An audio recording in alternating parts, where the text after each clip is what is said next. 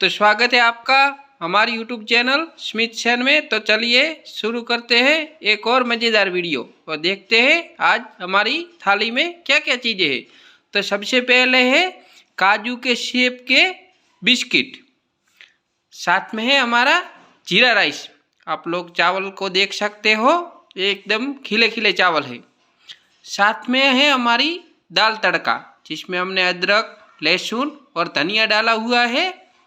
उसके साथ है हमारी शिमला मिर्च और प्याज की चटनी, इसमें हमने टमाटर डाला हुआ है और पिसा हुआ लहसुन डाला हुआ है। साथ में है हमारा सलाद, जिसमें ककड़ी, टमाटर और प्याज है।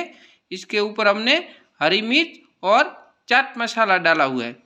और मुंह को थोड़ा सा चटपटा स्वाद देने के लिए हमने आज लिया है आम का अचार, जिसका स्वाद खट्टा मीठा होता है।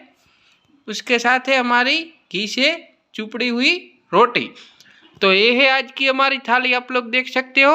और कमेंट में बताना आपको आज की थाली कैसी लगी। और अगर आप चैनल में नए हैं तो चैनल को सब्सक्राइब करना, वीडियो को लाइक करना और कमेंट करना और बताना कि आप हमारी वीडियो पूरी देखना।